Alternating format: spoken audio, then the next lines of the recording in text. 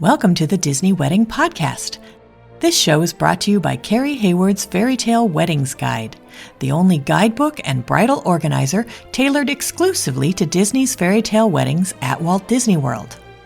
I'm Carrie Hayward, and each week I feature Disney wedding updates, money-saving tips, and interviews with wedding vendors and real Disney couples. I also cover honeymoons, anniversaries, and engagements at the Disney parks and resorts.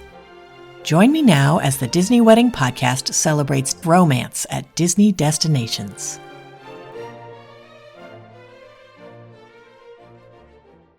Today on the Disney Wedding Podcast, I am speaking with Disney bride Oliviah Smart about her ceremony at the Wedding Pavilion, with a reception at California Grill and a dessert party in France at EPCOT. I thought you guys would be interested to hear how she chose these locations and how she planned everything and how it all turned out. So welcome, Oliviah. Hi, how's it going? It is awesome. Thanks so much for being on the show today. I always like to start at the very beginning and find out how you and your fiance decided that you wanted to have your wedding at Disney. It's funny, we actually didn't necessarily want it at Disney. We wanted it in New Hampshire where we live, but our guest list was just getting out of hand. And we are two people who love Disney World. So Jacob asked me, if we were to get married in Disney, would it be a smaller guest list? And I said, definitely. And he's like, all right, why don't we check it out? And that's how we chose Disney. How did your friends and family react when they found out where the wedding was going to be? Oh, they were not surprised at all. They actually had a weirder reaction when we originally said we weren't getting married in Disney. They were all shocked. So then when we came back and we were actually, if we did get married in Disney, would you be there? They were all absolutely, that's what we were planning on anyways. So it all worked out well, and they were very excited. How many guests did you invite, and how many were able to make the trip? We invited 132, and 78 came. Got it. Did you set up a room block for your guests? We did have a room block. We chose a lot. We had Pop Century, Caribbean Beach, Port Orleans French Quarter, Animal Kingdom Lodge, the Grand Floridian, and the Boardwalk. Wow. And then did you have to have transportation go around to all of those places? I sent out letters before my wedding, letting everyone know how to get around on my wedding day. And it was pretty much here's how to use Disney transportation, here's how to get an Uber, or here's the directions to drive yourselves. And call me if you have any questions ahead of time. And it all worked out. Everyone made it. The only transportation issue we had was the Skyliner breaking down for our dessert party. But other than that, there was no transportation problems. Oh gosh, were you still on time to the dessert party? We were, thankfully. And I think that's because I made it very clear to everyone, you could not be late. So everyone was showing up so early that everyone got there on time. And Disney was good about it. They provided a shuttle for people who were staying at resorts that had the Skyliner. Oh, nice. Yeah. Okay, great. So then how did you choose the day of the week and time of day for your event? The day of the week, even though it was a destination wedding and I guess being a Saturday wasn't all that important, I feel any other wedding would be, we still went with a Saturday just for people's work schedule, hoping it would make it easier for people to come. And then it worked out really well. I love Festival of the Arts, so it was nice that we were there at that time. I also just love Florida in February, and February 8th is the 4-month mark from my birthday and from Jake's birthday on opposite ends. So now every 4 months we just have something to celebrate on February 8th, June 8th, and October 8th. So that just made it a no-brainer to pick that day. How did you choose the time of day for your event? That one, I knew I didn't want to have a very late wedding. I knew I didn't want to have to do something in the parks after hours or before hours. So I guess also a very early morning wedding, just for the courtesy of my guest, because we did have some older guests coming. So I did a little bit of research and realized that we could utilize California Grill for a brunch reception. and then just planned everything around that. So that's why I requested like the 9:30 ceremony time to then go right into brunch for our reception. And then I didn't want our day to just end at 3 o'clock, which is why I added on the dessert party. Got it. Okay. Now, how did you choose your ceremony and reception venues? I chose the Wedding Pavilion because I wanted an inside ceremony space. I didn't want to have to worry about the weather, and I didn't want to have to worry about, it's funny, especially sun over rain. Like, rain would have been a bummer too, but it was really like being in the sun that I didn't want to deal with, especially in my dress. And then we chose California Girl for the view. Decorating is like something I didn't want to do a lot of, so that kind of just took the need of decorating away by having giant windows and a view of the Magic Kingdom, and that made it easy. That's great. Did you use any outside vendors for the portions of the event that you were able to? We used Bella Gray Photography for photography, videography, and day of coordinating, and they were the best decision I think I made for our entire wedding. Nadine, who was our day of coordinator, was absolutely amazing. She communicated with me throughout the entire planning process. She was always reaching out to me. She was so helpful. And then just the day of, she took away so much of my stress. She was fantastic. And then Andrea and T, our photographers, were just so incredible. They captured so many moments. Again, like, they kept our nerves or our like stress levels so low. I cannot recommend them enough. And then John, who was our videographer, it's funny, I was getting my makeup done. He walked in. He's like, "Hi, I'm John. I'm your videographer." I'm like, "Hi, I'm Olivia. I'm your bride." And we just hit it off. And he was awesome.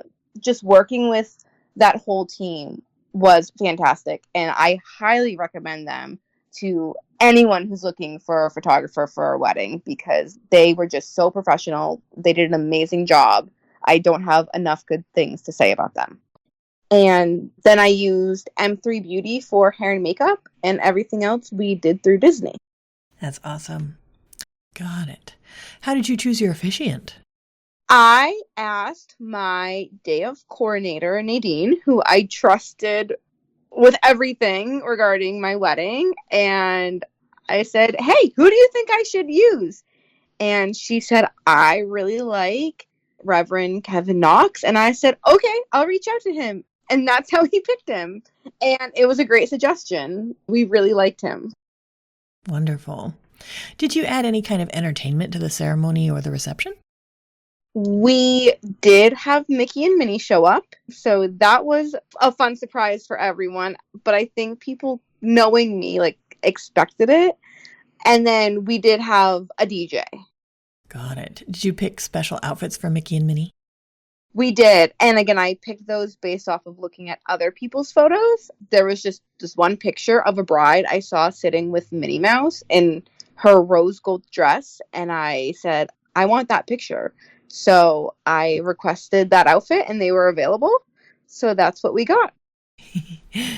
Do you have any menu items or cake flavors you would recommend?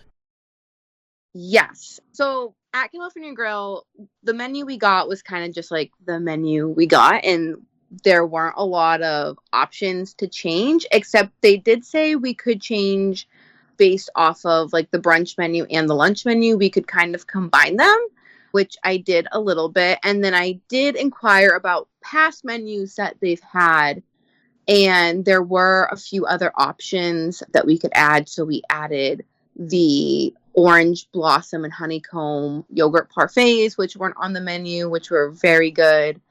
And we added Mickey waffles because those were like a must-have at our wedding. But all the food at California Grill was amazing. All of my guests still talk to me about how great specifically the steak and eggs were. But then at our dessert party, we got to have a little bit more fun with the food because we really got to customize and pick our menu. And one of the options that I saw were a cream cheese and raspberry crepe with a like Grand Marnier sauce over them. And without ever having them or seeing them, I just knew I had to have them. And it was such a good option. They were absolutely delicious, and I highly recommend them. And then we did cheeseburger spring rolls because they're one of our favorite snacks in the park, and our guests loved those. And then the Ohana style pot stickers we added too, which were also delicious and probably the biggest hit of all of the food items that we had at our dessert party. And then for a cake, we actually did a cake tasting. We were not impressed with any of the cake flavors that we chose, but we thought we were getting like a little too fancy. So we just decided to do funfetti with raspberry mousse, kind of went in blindly to that, and we have no regrets because it was delicious. That's wonderful. Can you tell my listeners more about your dessert party, like how you chose the location and whether you added a ride mix in? Yeah, so we chose France because that's where I always just like gravitate to watching the fireworks in Epcot. So it just felt a little nostalgic. And I always look at private events happening right there on the terrace, being like, I wish that was me. So I made it me. Plus, it was very close to the Skyliner, which a lot of our guests were coming from Skyliner resorts. And then we did add in Frozen Ever After for a attraction mix-in. I did that for two reasons. One was our flower girl is 3 years old and loves Frozen, so we knew she would absolutely love that. And it was one of the only rides that has a photo opportunity on the ride, and I wanted those photos. So I knew I couldn't get a lot of my guests on Guardians of the Galaxy, which also has the photo option, but I knew I'd get them all on Frozen. So I have all those photos, and I have looked at them numerous times. My guests really took some good photos on that ride. Can you give my listeners a timeline of how the day all fit together? Yeah, so we had a wake-up call of 3:30 in the morning, and then all of my bridesmaids arrived to my hotel room at the Grand Floridian at around 3:45. Hair and makeup showed up around 4 o'clock to get ready, and then I did my first look at 7:30.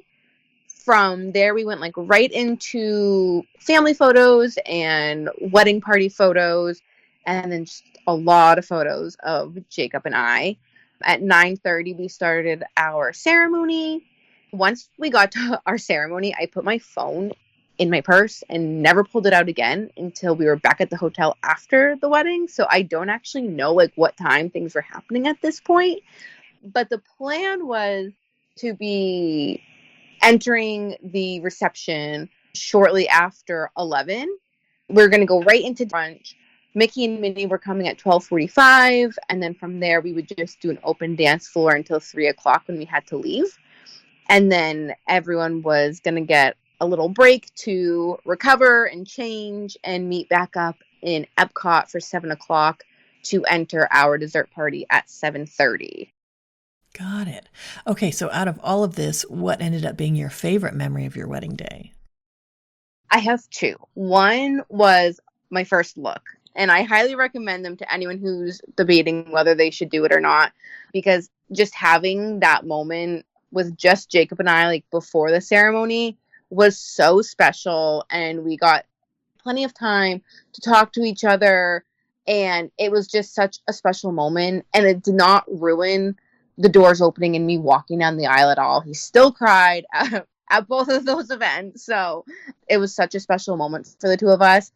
And then my other favorite moment is something I haven't even talked about, which was we rented a car through an outside party. We rented a little Porsche convertible. And we did a grand exit, like a bubble wand exit. And the two of us went right into the car. We played one of our favorite songs, and we just cranked the music, put on our sunglasses, and drove away. Like, just the two of us. It was so much fun. And that's how we got over to our reception. Again, like, just the two of us. And it was just such a special moment that, like, we just got married. We just had our ceremony. And now it's just me and Jacob for the next 10 minutes. And it was really nice. We just used Turo. I never used it before, but it was really cool. We talked about getting a car through Disney, But Jacob really wanted to drive the car, which was the issue. Like, we couldn't do that through Disney. So I figured out what Turo was, and we got a car through them. I asked Disney if we would be able to pull it up right in front of the bridge, honestly thinking that they would say no. And they were like, oh, yeah, sure, that's fine. So that would be like my biggest recommendation to people who are having weddings at Disney and want like a fun getaway car. I think we spent $200 to have that car, and it was just a blast. It was a big savings. That's a great tip. Now, when you guys were planning, what were some of the most important aspects where you focused your attention or your budget? The food.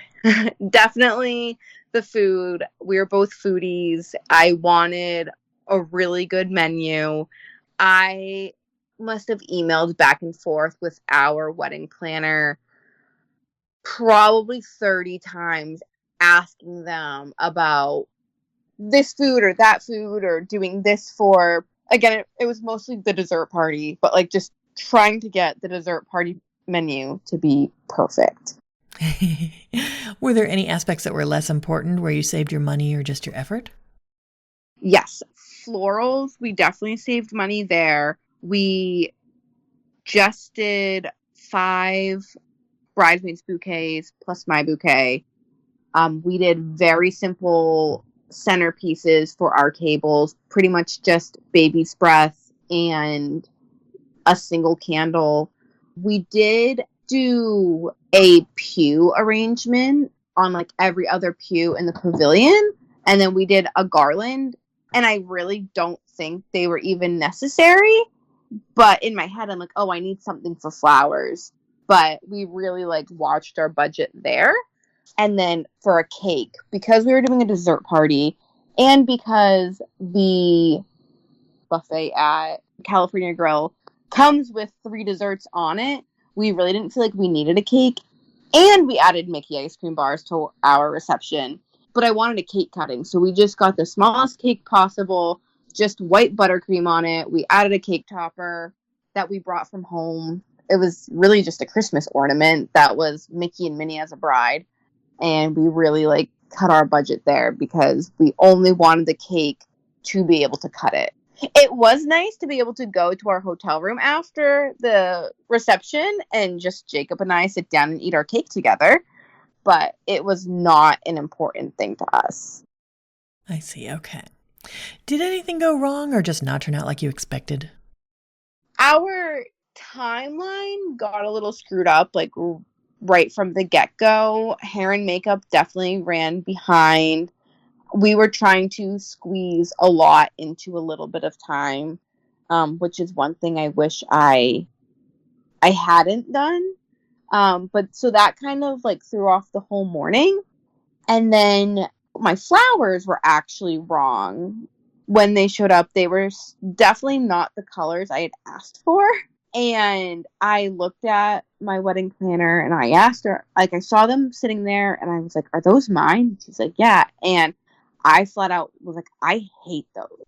I'm not usually one to complain, but I just did not like them. And she's like, okay, I'll call the florist right now and have her come fix them. And I was like, oh my gosh, like, I'm so happy I spoke up and said something because it was a problem that they were able to fix. And they came, they swapped out the flowers that I didn't like. They put in a more pastel pink color over like the magenta that was in there. And my flowers are beautiful. It did mean that the first couple, like probably half hour of taking photos, we didn't have flowers, but it was fine. And then the only other thing that went very wrong the day of my wedding is my mom got the stomach bug and did not have a glorious day at my wedding. So if I could change anything, it would just honestly have been that. I don't care about the flowers. I don't care about running late. I just wish my mom had not been sick. Oh. Was there anything that seemed like a big deal beforehand or you were worried about, and then it turned out not to be a big deal? What seemed like the biggest deal to me was making sure everyone was on time for the dessert party.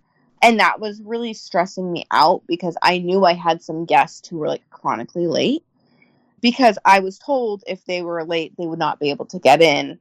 Then when the Skyliner broke down, I was even more worried, but I was talking to one of the attendants who was guiding us in, and she told me, she's like, if anyone's running late, I can come back and grab them.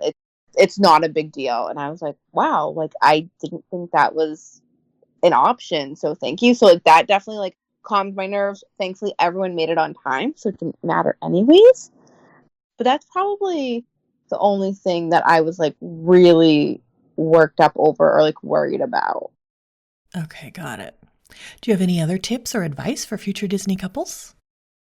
Yes, definitely be persistent and adamant if you want something.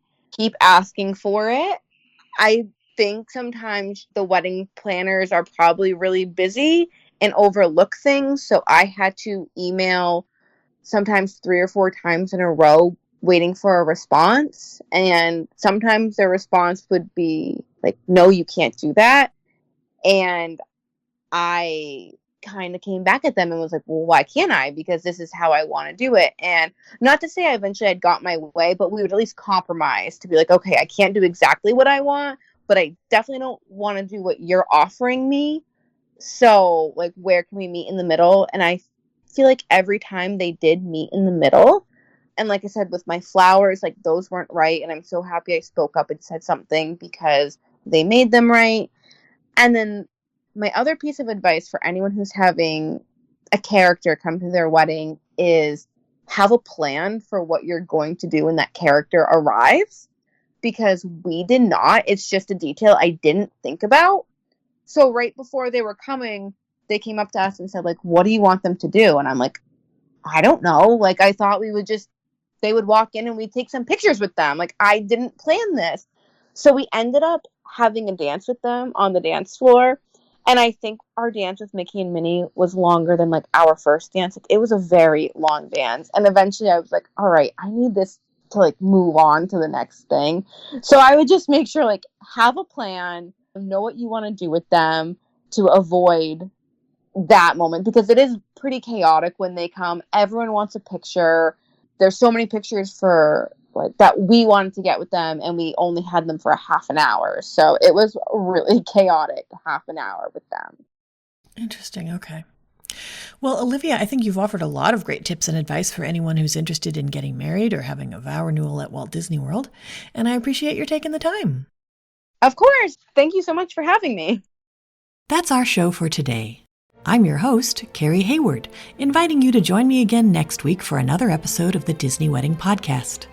Past shows and tons of photos for each episode are available on my website, DisneyWeddingPodcast.com, or listen in your favorite podcast app. And for instant answers to all your Walt Disney World wedding questions, check out Carrie Hayward's Fairy Tale Weddings Guide, available as an interactive ebook with continual free updates at fairytaleweddingsguide.com.